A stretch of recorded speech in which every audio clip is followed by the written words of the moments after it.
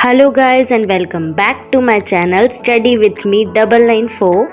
Myself Riddhi and our today's topic is liberalization, globalization and privatization. We will learn about it, which is also known as LPG model. So let's begin without wasting our time. Now the first one is liberalisation. तो liberalisation क्यों आया था? इसका main M यही था कि जितने भी अपने रूल्स एंड रेगुलेशंस हैं इंडस्ट्रीज़ पे, तो उनमें से जो अननेसेसरी रूल्स एंड रेगुलेशंस हैं जिनकी ज़रूरत नहीं है उनको हटा दिया जाए। ठीक है, तो कौन कौन से रूल्स हटाए थे वो देखते हैं। तो फर्स्ट तो क्या था, लाइसेंस की रिक्वायरमेंट को हटा दिया था कुछ इंडस्ट्रीज़ के लिए, बट कुछ के लिए था, जैसे कि फूड इंडस्ट्रीज़ होती है उनके लिए तो ज़रूरी होता है लाइसेंस लेना, राइट। अब सेकंड क्या किया था कि जितने भी रूल्स एक्सपेंशन के लिए थे कि आप आपके बिजनेस को एक्सपेंड करने में, जैसे अगर किसी को स्मॉल स्केल से लार्ज स्केल पे बिजनेस करना हो तो उसके लिए कुछ रूल्स एंड रेगुलेशंस थे, तो उन सबको हटा दिया था। थर्ड क्या किया था कि पहले जैसे अपन एक शहर से दूसरे शहर में गुड्स या सर्विसेज ले जाते थे अपनी, तो उस पर थोड़े बहुत रिस्ट्रिक्शंस थे, तो उन सबको भी हटा दिया था। फोर्थ में क्या करा था कि फ्रीडम दे दी थी इंडस्ट्रीज़ को कि आप आपके अकॉर्डिंग आपकी गुड्स एंड सर्विस की प्राइस फिक्स कर सकते हो, और इनके लिए टैक्स रेट कम कर दी थी, और इम्पोर्ट एक्सपोर्ट का जो प्रोसीडियर था, जो रूल्स एंड रेगुलेशंस उस पर थे इम्पोर्ट एंड एक्सपोर्ट को लेकर, वो सब भी चेंज कर दिए थे और इजी कर दिया था इम्पोर्ट एंड एक्सपोर्ट को। अब गवर्नमेंट जब इम्पोर्ट एक्सपोर्ट के रूल्स ईजी करेगी तभी तो अपन इम्पोर्ट एक्सपोर्ट इजीली कर पाएंगे। अब अगर अपन इम्पोर्ट एक्सपोर्ट ज़्यादा करेंगे तो क्या होगा, फॉरेन कैपिटल आएगी, राइट, फॉरेन एक्सचेंज बढ़ेगा, तो इससे प्रॉफिट किसका हो रहा है, अपनी ही कंट्री का, राइट। तो मतलब लिबरलाइजेशन में क्या है कि जितने भी अपने अननेसेसरी रूल्स एंड रेस्ट्रिक्शंस थे उन सबको इंडस्ट्रीज पे से हटा दिया था, जिससे कि फॉरेन ट्रेड बढ़े।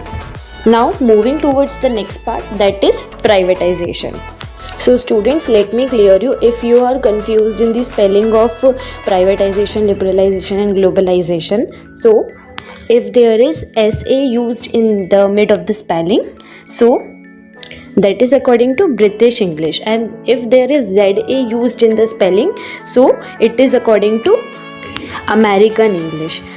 So there is little S and Z difference between American English and British English spelling.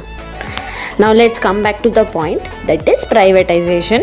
So इस इकोनॉमिक रिफॉर्म के अंदर क्या किया था, सबसे पहले तो इकोनॉमिक रिफॉर्म क्या होता है, पॉलिसी के अंदर थोड़े बहुत चेंजेस लाना with the aim of economic development, economy के डेवलपमेंट के लिए। तो प्राइवेटाइजेशन का मेन ऑब्जेक्टिव क्या था कि प्राइवेट कंपनीज का रोल तो इंक्रीज कर दे और पब्लिक कंपनीज का रोल डिक्रीज कर दे या रिड्यूस कर दे। तो इसके लिए इन्होंने क्या किया था, जो अपनी न्यू इंडस्ट्रियल पॉलिसी 1991 में आई थी, तो इसके अंडर इन्होंने क्या पॉलिसी रखी थी कि प्लान डिसइन्वेस्टमेंट करेंगे। अब वो कैसे, डिसइन्वेस्टमेंट इन द सेंस कि जितने भी शेयर उसमें गवर्नमेंट के हैं वो किसको सेल कर देगी, प्राइवेट सेक्टर में।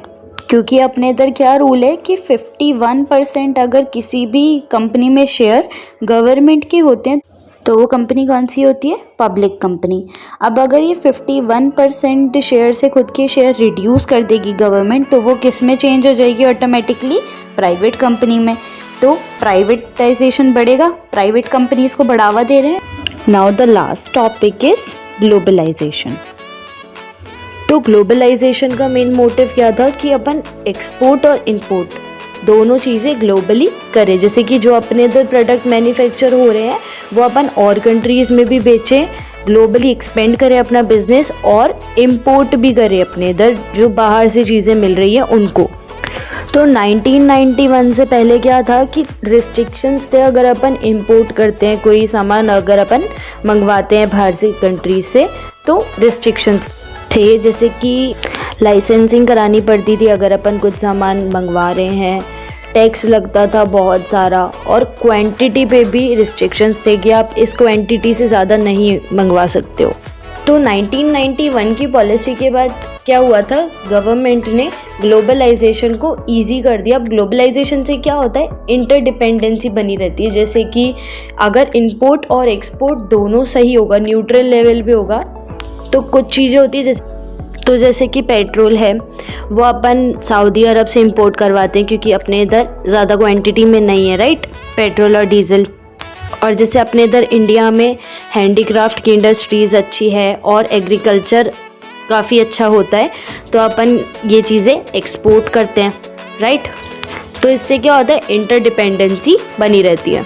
ऐसा नहीं है कि सिर्फ अपन ही अपन उन पर डिपेंडेंट है।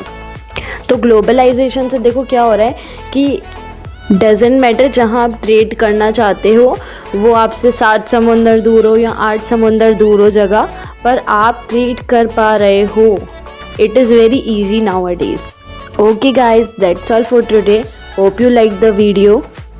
Don't forget to like, share and comment and subscribe my channel too.